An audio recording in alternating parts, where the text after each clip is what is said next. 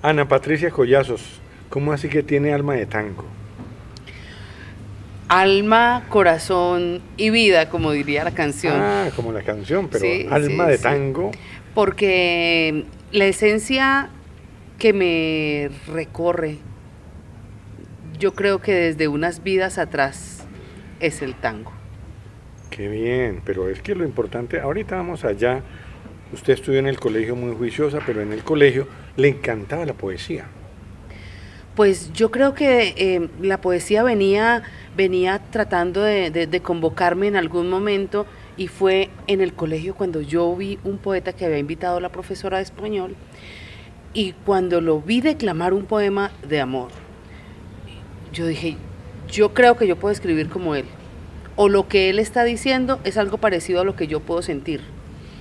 Y entonces fui y le dije a la profesora de español, profe, ¿yo cómo hago? Yo quiero ser poeta como el señor que usted trajo. ¿Y entonces qué pasó? Y la profesora me dijo, mamita, para llegar a escribir poesía como la que está haciendo el señor, pues usted tiene que leer primero para poder escribir. Entonces vaya y búsquese un librito rojo de hojas rosadas de un señor que se llama Pablo Neruda. Y cuando lea el libro 20 poemas de amor, una canción desesperada, me busca. Y entonces se leyó el poema 15, el Y 20, y esos fueron los que se le quedaron.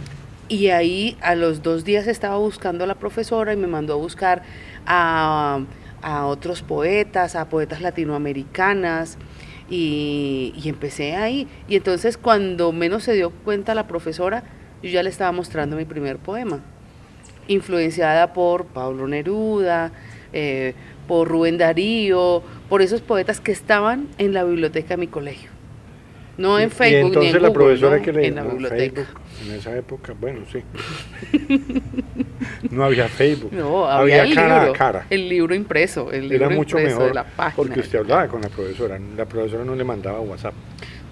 Y la bibliotecaria sabía que yo me había volado de clase con la anuencia de la profesora de español para irme a buscar a los poetas Qué barbaridad. que me Y recomendaba entonces la profe. empezó a participar en concursos ahí o después, terminando el bachillerato. En el bachillerato como que me fui creyendo el cuento de que yo podía llegar a ser poeta, porque un día la profesora de español para el Día del Idioma dijo, este año no vamos a hacer las carteleras de siempre que son al Quijote, a todos los poetas clásicos, a los escritores, no, vamos a hacer, ¿quién de ustedes ha escrito un poema? Y pues la única que levantó la mano fui yo. Y entonces les dijo a mis compañeras del colegio de señoritas donde yo estudiaba, van a hacer las carteleras para el Día del Idioma con los poemas de su compañera Ana Patricia. Qué barbaridad. Y entonces yo me comí el cuento de que yo era poeta porque ya lo veía en letra impresa, en carteleras. Y las compañeras viendo cómo escribían ahí. Y preguntándome cuáles son los poemas. Y entonces, ay, venga, ese está muy bonito, ¿por qué no me lo hace para mi novio? Y entonces, ay, no, es que mire que mi novio me terminó, ¿por qué no me escribió un poema bien bonito, esos que usted hace? Y usted los hacía. Y entonces yo le hacía poemas. los poemas a los novios de mis amigas. Pero no cobraba. No cobraba, no. Bueno, de pronto un pan de yuca, un jugo en la cafetería. Pero esos fueron mis primeros inicios. ¿Y tiene guardados esos poemas? Desafortunadamente muchos de esos se han desaparecido. ¿Cuál fue el primer poema, el que recuerda, que haya escrito en esa época? El primer poema que yo recuerdo haber escrito fue a una compañera que se llamaba Catalina. Y Catalina estaba cumpliendo años y yo no tenía para regalarle nada. Y entonces me fui a la biblioteca y cogí el diccionario y empecé a buscar palabras que empezaran por cata. Entonces encontré catalandria, que era un pájaro bellísimo, catalepsia. El catalejo, la catalepsia, las cataratas, bueno, una serie de palabras. Y encontré también, porque en la Lexis 22, que era como una enciclopedia. Una enciclopedia, sí, claro. Color vino tinto, sí, rojo, encendido. Y que está en la biblioteca también, de todos los colegios. En todas las bibliotecas de los colegios estaba. Entonces, además, estaban los personajes famosos, y estaba Catalina la Grande, estaba Santa Catalina de Siena, y los diferentes personajes que habían tenido el nombre de Catalina. Y entonces yo me di cuenta, y encontré una publicación por casualidad de un poeta que se llamaba David Cherisian, que había ido a Neiva en ese momento de visita, lo habían llevado, y le habían publicado en el periódico un poema a su hija, y en donde decía un verso, pequeña flor de Europa. Y entonces a mí me encantó ese verso. Y entonces, como fue la suma de casualidades, yo escribí el poema Canto Casual. Catalina, el siglo XII ya te conocía. Mi alma desde entonces presentía tu paso de calandria. Pequeña flor de Europa, te llamó David el poeta. Yo te llamo Cataleja, humildemente, mientras juego con tu sonrisa en la distancia. Te bautizo pájaro, catalandria, cataraña, con alas y sueños color verde rojizo, con ojos islas de tierra caliente. Te encuentro, Catalina de Siena, cual dominica o santa dueña de tu nombre. Esta pagana canta tu nombre de lluvia, tu sonrisa de luna, tu abrazo. Imploro seas guitarra o castañuela, para que lleves el ritmo de mi canto en uno de tus cabellos, en uno de tus aretes.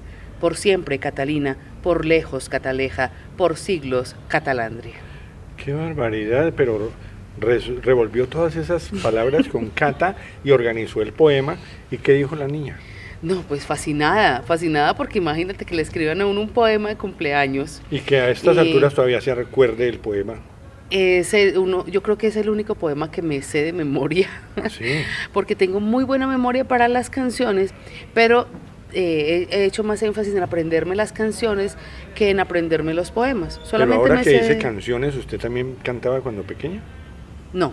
¿No cantaba cuando pequeña? Todavía no hablemos de eso entonces. Sí, ahora hablamos de todo eso. Porque yo en la escuela primaria, sentí cercanía por la música, por las canciones, por la letra de las canciones, y yo creo que por eso llegué también a la poesía. Porque mi papá me decía, es que escuche esa letra de esa canción, es que mire lo que dice. Y entonces nos hacía fijar que no solamente estaba el ritmo, sino el contenido de las canciones. ¿A usted le llegó a encantar o a gustar en algún momento la carpintería? ¿O hacía carpintería únicamente con las palabras? Hacía carpintería con las palabras, pero al principio me daba pena decir que mi papá era carpintero, cuando estaba en la escuela primaria, imagínate semejante bobada.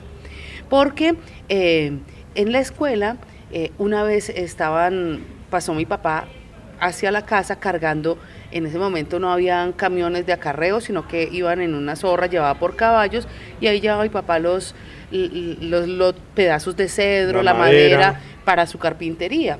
Y entonces yo les dije a mis amiguitas, ay, mira, ya va mi papá, y entonces mis amiguitas de la escuela se soltaron a reír porque yo no sé por qué, por cualquier bobada se rieron, y a mí me dio pena, y yo pensé que era que se estaban burlando por yo ser la hija del carpintero. Entonces, imagínate, no, me daba pena eso, pero mi papá, que era un líder, que había sido de los que había construido el barrio, que era el amigo a mi casa llegaba el alcalde, llegaban los políticos, porque mi papá era carpintero, pero era un líder comunitario, presidente de la Junta de Acción Comunal, una persona cercano a la radio, porque era el que hacía los muebles para la emisora Radio Neiva. Entonces, claro, en mi casa se escuchaba buena radio, se escuchaba buena música. En Radio Neiva se escuchaba boleros, se escuchaba tango y música colombiana. Y las noticias en la mañana. Entonces, para mí, mi papá era un referente en el barrio y en la ciudad, pero a mí, en ese instante de los 8 o 9 años, por una risa simple de unas compañeritas, me dio pena la carpintería. Luego ya, cuando estaba ya joven, ya empecé a tomar conciencia de la importancia de mi papá y que empecé a hablar más con mi papá, me di cuenta pues que por supuesto, y ya cuando yo quise que me enseñara cosas de la carpintería, me decía, no, usted quédese allá leyendo porque los de la carpintería son sus hermanos. Pero a propósito, tiene un hermano carpintero, ¿cierto? Tengo 2 hermanos carpinteros, bueno, mi abuelo fue aserrador, mi bisabuelo fue aserrador, en la montaña traían lotes de cedro para la ciudad. Mi papá y mis tíos todos trabajaron la madera. Ellos decían que no eran carpinteros, que eran ebanistas, porque el ebanista está a un nivel más arriba de la carpintería, y a ellos les gustaba que sus muebles fueran casi que obras de arte, y le ponían su sello personal. Por ejemplo, no permitían que en ningún mueble fuera un pedacito de madera que estuviera dañado o que fuera a apolillarse. y siempre trataban de que el mueble tuviera algo adicional, ya sea torno, talla o un color distinto, un contraste. Por ejemplo, yo tengo una mesa hecha por mi tío, elaborada por puros pedacitos de 4 centímetros de cedros, de distintos cedros, cedro amarillo, cedro caoba, cedro rosado. Entonces un trabajo artístico. Entonces ellos, mis tíos y por supuesto mis hermanos también aprendieron la carpintería. Cuando terminó el colegio, resulta que la niña quería ir a estudiar a la universidad, pero el papá le dijo, no tengo plata. Mijita, no hay nada para que usted vaya a estudiar a la universidad. Y resulta que usted se ganó un concurso.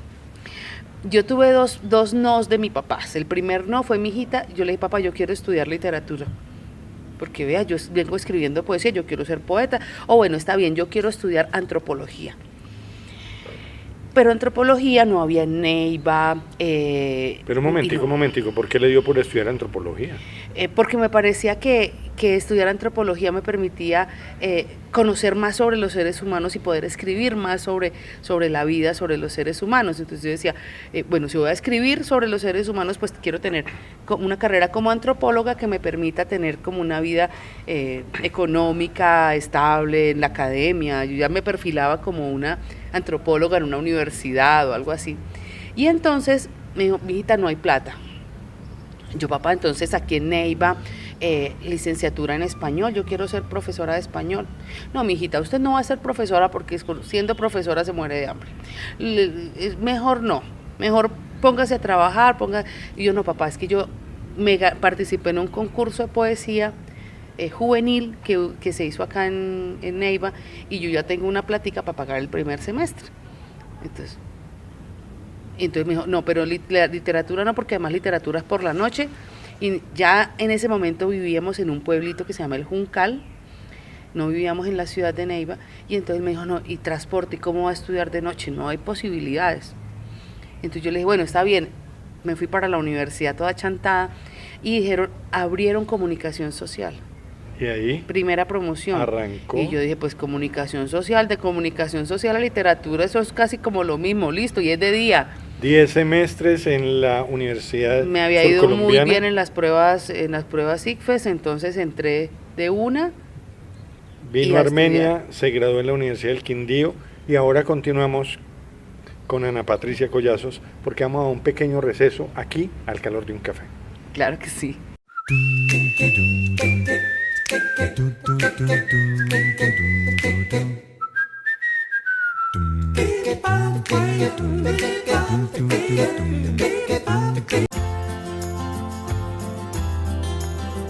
Soy Juan Felipe y me encanta hacer fotografía nocturna. Disfruto recorrer las calles, hablar con la gente y tener en mi cámara los mejores recuerdos de los sitios que visito.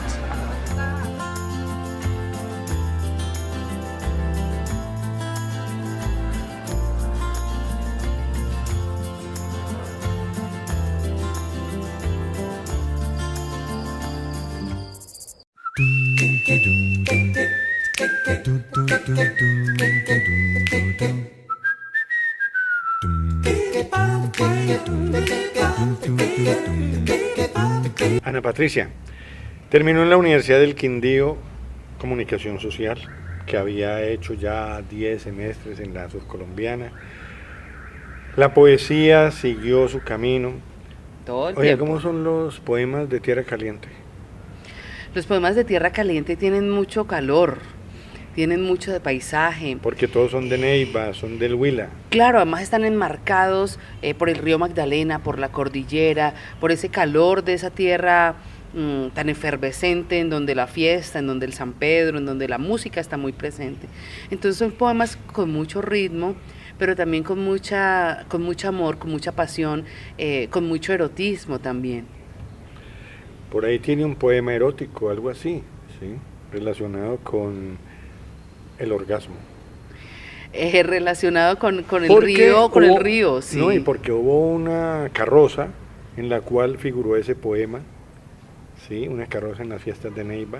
Sí, eso fue hace algunos años que gané un premio en España en un concurso que hubo de poesía erótica, y entonces el poema se llama Tríptico de Río, Y entonces es un poema que da como los tres momentos de una relación sexual, pero desde la metáfora del río, que es un río que fluye entre dos seres que se están amando. Entonces, esa figura le gustó mucho a uno de los maestros encargados de hacer las carrozas en la feria de San Pedro, en el Festival de San Pedro. Entonces fue llevado como una versión mitológica del río, como de la madre de agua, relacionada con el poema tríptico de Río. Y entonces le hicieron una carroza y la carroza iba decorada con los versos del poema. ¿Y qué sintió al ver eso en ese momento? Fue una cosa muy bonita porque en la tierra de uno que se lleve normalmente la literatura está excluida de ese tipo de representaciones culturales del folclore nuestro. Entonces verme allí reflejada, ver que un poema mío estaba allí, fue como uno de los grandes premios, como un reconocimiento al trabajo literario. Hubo un encuentro de literatura en Neiva, si no estoy mal, hace algunos años. En ese encuentro de literatura, usted fue invitada, pero hubo otro señor que también fue invitado, ¿sí? Ese señor que a propósito es como loquito, ¿cierto? Y fuera de ser loquito es terco. ¿Cómo ves ese encuentro? Ese es uno de los encuentros maravillosos y mágicos que nos da la poesía y fue un encuentro propiciado por un gran gestor cultural y literario que se llama Luis Ernesto Lazo, que hacía el encuentro de escritores de Neiva, a donde llegaban escritores de todas partes del mundo, grandes escritores y escritores de Colombia. Ahí llegó Libaniel Marulanda Velázquez, acordeón en mano. Imagínese, más grande el acordeón que él. Y en el escenario Olga Tony Vidales de la Universidad Surcolombiana, yo lo primero que vi fue cuando se extendió ese acordeón rojo de lado a lado al escenario y empieza a cantar tangos Álvaro Perdomo, el cantor de tangos de Armenia, que ya no nos acompaña, pero que nos dejó un legado musical impresionante. Entonces, yo estaba invitada también a ese encuentro, llegué un poquito tarde, me tocó hacerme en el público, y lo primero que vi y escuché cuando llegué al auditorio fue el Libaniel, y a partir de allí seguimos en una amistad muy bella que luego se convirtieron en 10 años de matrimonio, en una compañía literaria, musical y familiar. Claro, y ahí fue también en la época de los muchachos de antes y todas esas cosas, pero ¿a usted por qué le dio por cantar tangos? No, pues yo nunca... Porque es que eso era muy raro, o sea, usted le rogaba a Libaniel que la dejara cantar, ¿sí o no? Porque es que yo no era cantante, yo no soy cantante.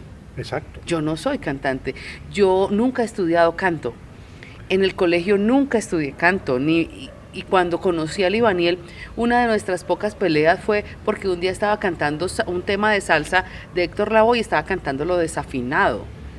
Y entonces él me dijo, qué pena, pero yo no salgo con mujeres desafinadas.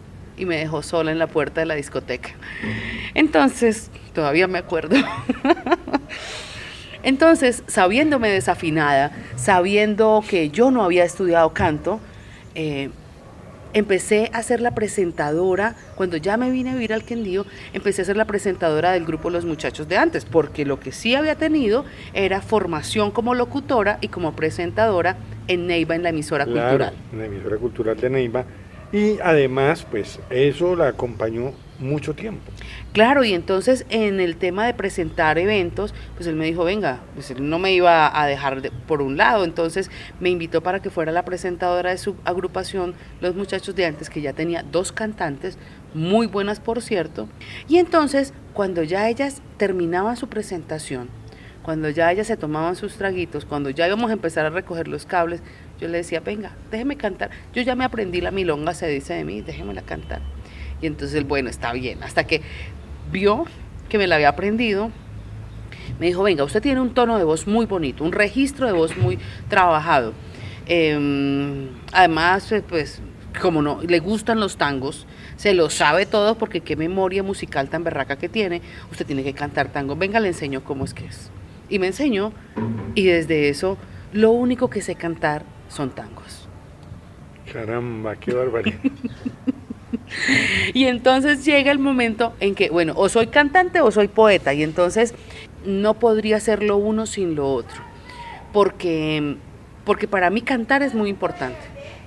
Y empecé, cuando ya el tango lo absorbe a uno, empieza uno a leer sobre la historia, sobre los elementos, sobre el lunfardo, sobre cada cosa que tiene el tango, y que cada cosa es un misterio lleno de magia. Y ahí viene el alma de tango. Y ahí viene el alma de tango, porque bueno, luego de vivir en el Quindío, de aprender a cantar tango aquí en el Quindío, y de recorrer el país y varios países cantando tango, bueno, nos separamos con Libaniel, nace primero Sofía, y llega un momento en que yo me dedico a mi trabajo profesional como maestra, a dirigir la carrera de comunicación social en Neiva, en la Universidad CUN, trabajar con el SENA, y dejo a un lado la música, dejo mucho tiempo también de escribir, y llega un momento en que eso me cobra cuentas y me dice, venga, un momentico, usted primero que todo es poeta y además cantora de tangos. Entonces volví, y eso también me volvió a reactivar el alma y la emoción y las ganas de vivir. Alma de tango tiene que ver mucho con Poetango, que es algo que usted está haciendo ahora en todo el país, que es mostrarle a la gente el tango y sus poemas. Desde los muchachos de antes montamos ese espectáculo que se llamó Poetango, porque era la forma de decir, bueno, contemos la historia del tango, cantemos las canciones, pero montémosle un contexto histórico y además literario. Y entonces echemos la carreta, y entonces ahí Darío Tobón nos llenó de elementos también históricos, y empezamos a construir un discurso musical y literario. Entonces yo reactivo ese Poetango ya como un espectáculo personal, a veces con guitarristas, a veces con agrupaciones, a veces sola, pero quise que eso también estuviera referido, plasmado en un libro, porque bueno, mi disco tuvo mucho éxito, estoy en miras de grabar una nueva producción discográfica, pero quería tener un libro en donde estuviera como relatada la historia de mi relación con el tango. ¿Qué ha aprendido de Darío Tobón y Libaniel Marulanda? Esos dos grandes maestros me han enseñado que la vida es un tango lleno de pasiones. Pero no como cambalache. Es un cambalache, sí, vemos de todo, pero hay que reírnos de la vida misma. Y es que esa es una de las cosas que me gusta de cantar tango. Más que cantar tango, lo que me gusta es lo que yo cuento antes y después de los tangos, y la relación que se puede generar con el público a partir de las historias, de las anécdotas, de los textos, y de cómo poder, a través de la palabra cantada o contada, poder tocar y lograr transformar un poco el alma de las personas. Recorriendo el país de sur a norte, de norte a sur, de este a oeste, va Ana Patricia Collazos mostrando su libro Alma de Tango y sus poemas. Va también cantando tangos por todos los rincones de Colombia, y me imagino que va a ir al exterior también. Sí, claro, la idea es que yo hace 2 años, el año antepasado, estaba trabajando con el SENA, estaban mis trabajos habituales, entonces llegó un momento en que dije, la poesía y la música necesitan que yo pueda tener una dedicación exclusiva, tiempo completo. Bueno, ojalá nuestros televidentes conozcan más en este momento a Ana Patricia Collazos, y además la puedan ver en sus actuaciones a nivel de Poetango. Claro que sí, por eso a través entonces de las redes sociales estamos difundiendo la poesía, la música, haciendo pequeños recitales en universidades, en colegios, en escenarios culturales, en cafés literarios, porque esto es un trabajo de pequeña escala, pero a gran profundidad. Ana Patricia Collazos, Al calor de un café, mil gracias por haber estado con nosotros. No, encantadísima de este café tan cálido, de este repaso rápido por el repertorio de la vida y de las historias, y aquí es como si hubiésemos cantado unos 50 tangos al calor de un café.